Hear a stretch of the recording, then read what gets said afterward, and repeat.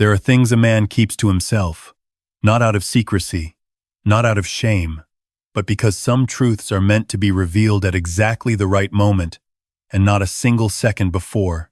I never told my son about the clock. The grandfather clock in my workshop had been standing in the corner since before he was born.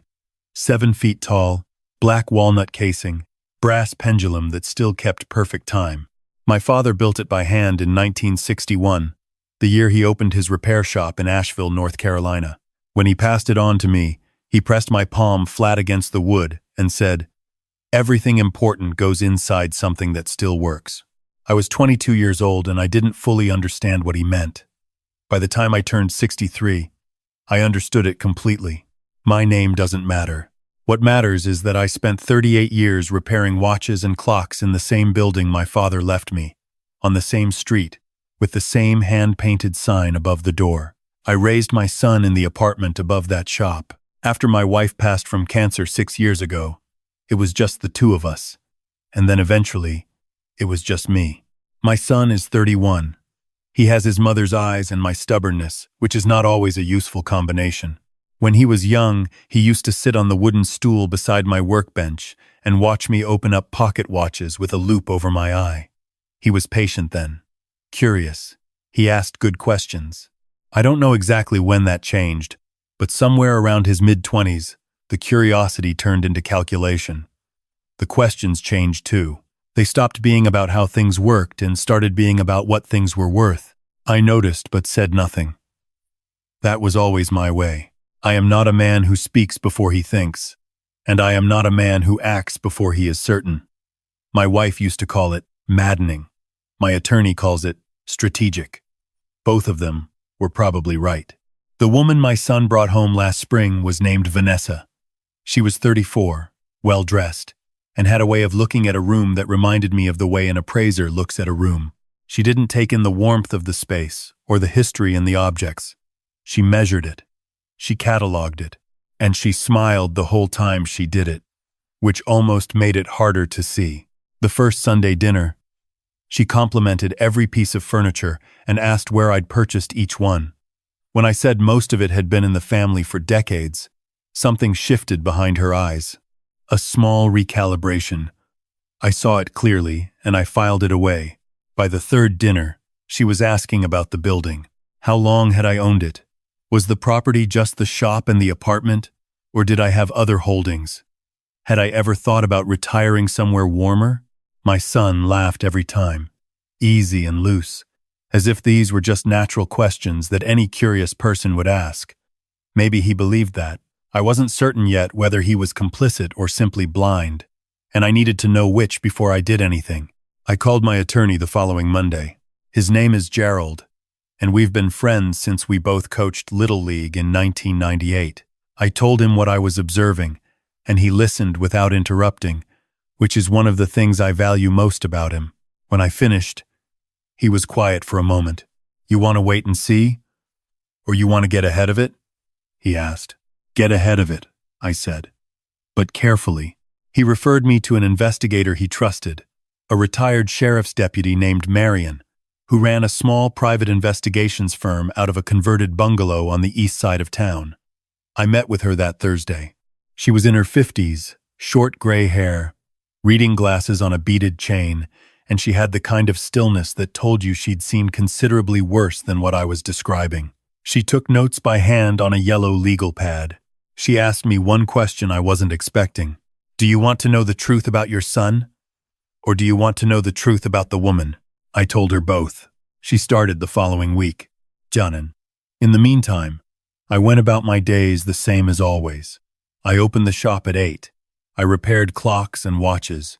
I ate lunch at the counter with the radio on. I had dinner with my son and Vanessa every other Sunday, and I listened more than I spoke, which they both seemed to interpret as either senility or contentment. That suited me fine. The clock in the workshop stayed where it always had. I hadn't told anyone what was inside it. Not my son, not Gerald when we were young, not even my wife until the last months of her life. Inside the base compartment, behind a false panel my father had fitted flush to the interior, were the original deed to the building, my will, a personal letter I'd written to my son, and a smaller envelope addressed simply, "To be opened only after the above letter has been read." My wife had known about all of it. She'd added her own letter inside the year before she died. I had not opened hers. I was saving it. The building was worth considerably more than my son knew. Asheville had changed in the past decade. The block we sat on had become desirable. A developer had approached me twice in the last 3 years. I declined both times. I had no interest in selling, but the assessed value on paper was the kind of number that changes people's behavior when they find out about it, and I had chosen not to share it.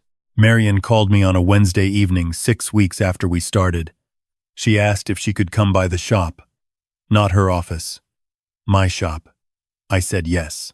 She sat down across from my workbench and opened a folder. She didn't editorialize. She laid out what she'd found, the same way she probably laid out everything, methodically and without decoration. Vanessa had done this before. Not exactly this, but something with the same shape. 4 years earlier, in Charlotte, she had been engaged to a retired contractor in his late 60s. The engagement ended when his adult daughter hired someone very much like Marion, and Vanessa had left before any formal legal action was taken. There was a pattern in how she operated. She moved slowly. She let men feel comfortable. She asked questions that seemed conversational and became structural over time. She was not stupid, and she was not careless. She was patient, which made her considerably more dangerous than someone impulsive. As for my son, Marion set a second page in front of me. He had borrowed money from Vanessa, twice. The first loan was 8 months ago, a month before he introduced her to me. The second was more recent. Combined, it was enough to create a dynamic I recognized and did not like. He owed her something. Whether he fully understood what she intended to collect on that debt, Marion couldn't say for certain. But the financial entanglement was real, and it was documented. I sat with that information for a long time after Marion left. I had spent a lot of years watching mechanical things, the way gears interact, the way tension builds and releases, the way a spring that's wound too tight will eventually crack. I had learned to identify a system that was heading toward failure before the failure arrived.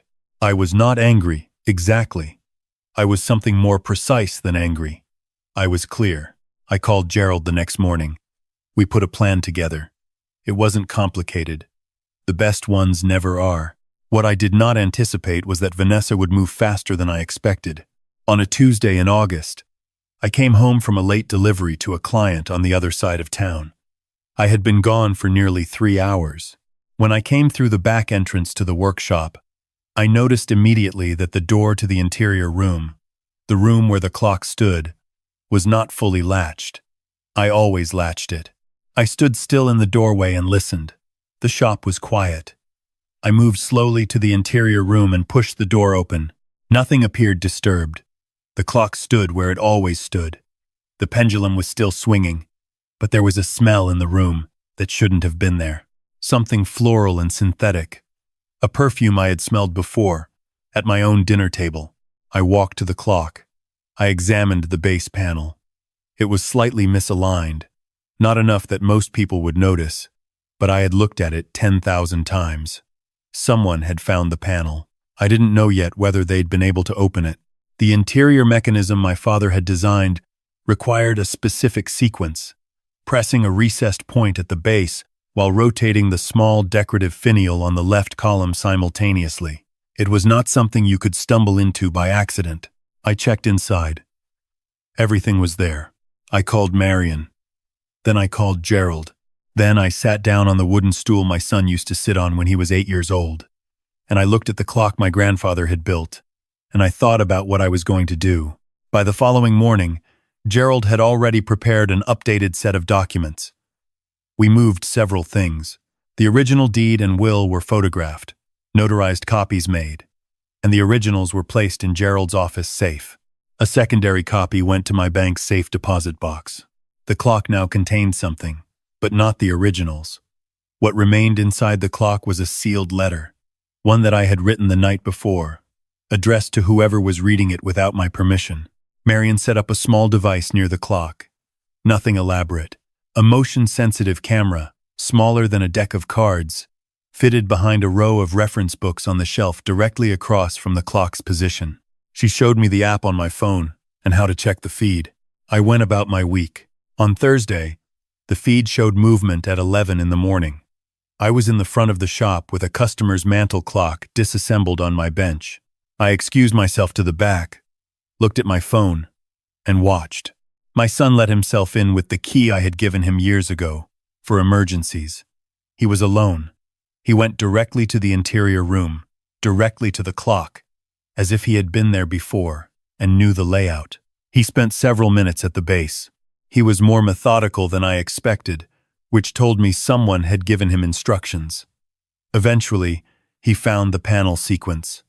He opened the compartment. He removed the envelope. He sat on the floor with his back against the clock cabinet, the way he used to sit on the floor of this same room when he was maybe 12 years old and reading, and he opened the envelope and read the letter inside. I watched him on my phone screen from 20 feet away, separated by one wall. The letter said, "If you are reading this, you came here looking for something that was never yours to take. I know. I have always known. Longer than you think. I am not writing this out of anger. I am writing it because I love you, and because love sometimes requires honesty that is uncomfortable to give. Please come to dinner Sunday. Come alone. There are things I would like to say to you in person, and things I would like you to hear." I watched him sit there for a long time. He refolded the letter and put it in his jacket pocket. He closed the panel. He left the way he came. He did not replace the envelope. He took it with him. That was fine. Sunday came. I had asked Gerald to be present, not as an attorney, or not only as an attorney, as my friend, who had known my son since he was small. My son arrived at 6 o'clock. He came alone. When he walked in and saw Gerald at the table, he stopped in the doorway. I watched him process it. "Gerald's here for dinner," I said. "Sit down." We ate for a while before anyone said anything of consequence. That was intentional. I've learned that a meal shared, even a tense one, creates a kind of gravity. It's harder to be dishonest at a table where someone has cooked for you. Eventually, my son set his fork down. He looked at the table. "I found the letter," he said. "I know," I said. He looked up. "How long have you known?" "About Vanessa." "Long enough," I said. "Long enough to be prepared." He was quiet again. Gerald refilled his water glass without being asked, which was a small, kind gesture that I noticed. "She told me the building was worth close to $4 million, my son said. "She found the appraisals. I don't know how, but she found them. She's resourceful," I said. "She said you'd probably leave most of it to charity, that you'd already told some preservation society they could have the building. She said I needed to be proactive." I looked at him. "And you believed her. It was not a question." And he knew it. He put his hands flat on the table in a gesture that reminded me so much of his mother that I had to look away for a moment. "I wanted to believe her," he said. "That's different, but I know it doesn't make it better." "No," I said. "It doesn't." Gerald spoke then, quietly and precisely. He explained the current state of my estate documents. He explained that the will had been updated 6 weeks prior, with multiple secure copies in multiple locations, none of which were in this building. He explained what he was not able to share in detail, and what my son was entitled to know. He spoke the way a good friend speaks when delivering information that is uncomfortable, without cruelty, but without softening anything that needed to remain hard. My son listened without interrupting. When Gerald finished, my son asked one question. "What happens to Vanessa?" "That depends on several things," Gerald said, "including decisions you make going forward." I had thought a long time about what I wanted to say at this dinner, and I had gone through several versions of it before settling on what felt true. I looked at my son across the table that his mother had sat at for 26 years, and I said what I actually meant. I am not leaving this building to a preservation society. I have never told them any such thing. This building is yours, and everything in it is yours, because you are my son, and because your grandfather built this place, and because your mother loved it, and because I have spent my whole life here, and I would like for that to mean something after I'm gone. I paused. But I needed to know who you were before I handed it to you. Not who I hoped you were. Who you actually are." He said nothing. I continued. "The man who sat on that floor and read that letter and came to this dinner alone, without her. That man I trust.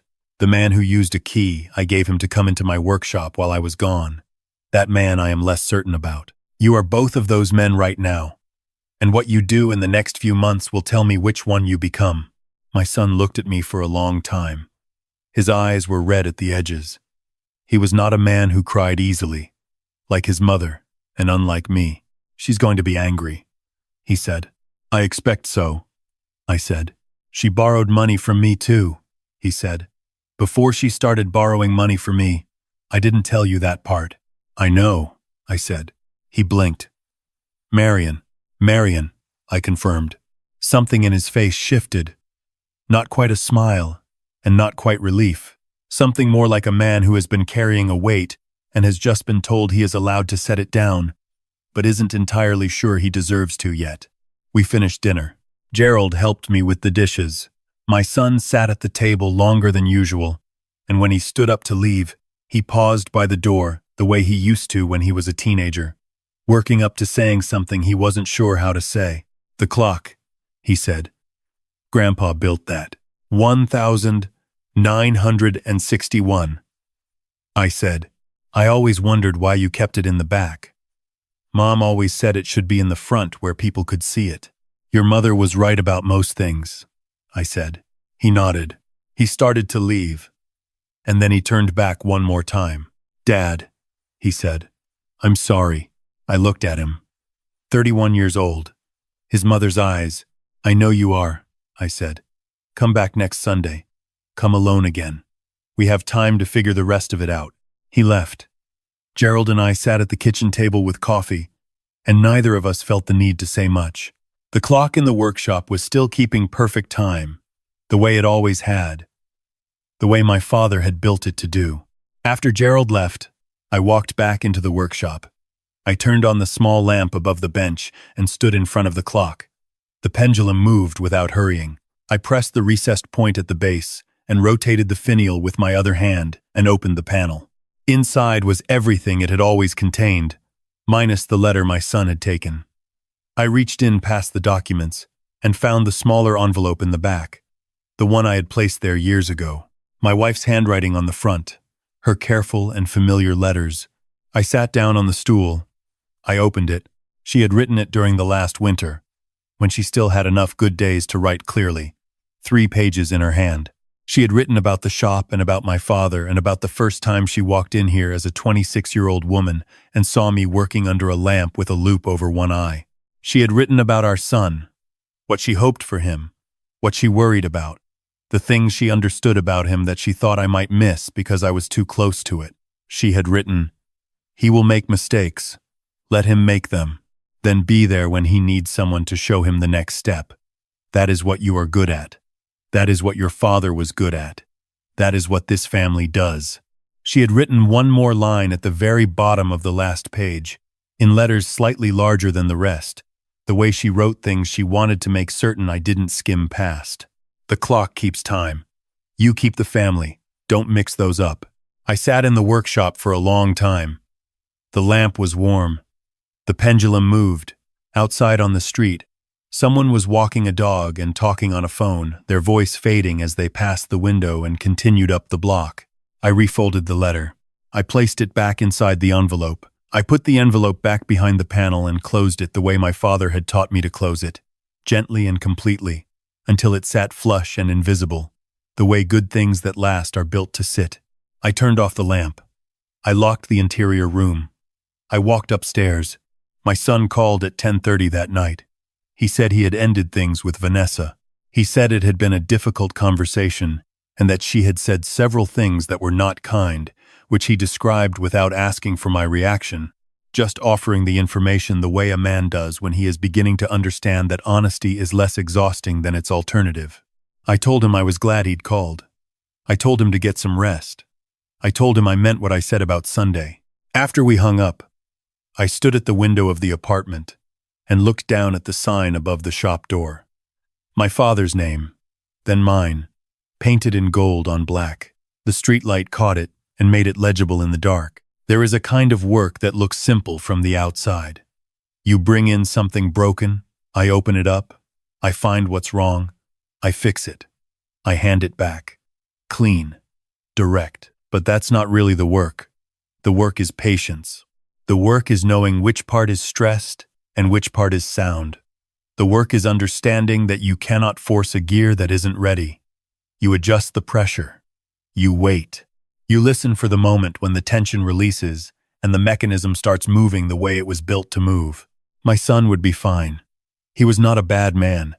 He was a man who had briefly allowed someone else's version of things to replace his own. And now, he was finding his way back. That happens. It had happened to me when I was younger than him, in ways I had never told him about, which was perhaps a mistake I would someday correct. The building would stand. The clock would keep time. The letter from my wife was exactly where it belonged. Next Sunday, my son would come back. We would sit at his mother's table, and we would eat, and eventually we would begin the longer conversation, the one about trust and what it costs, and what it looks like when you rebuild it from a position of honesty rather than comfort. I would make the pot roast she used to make. He had always loved it. I was already looking forward to it.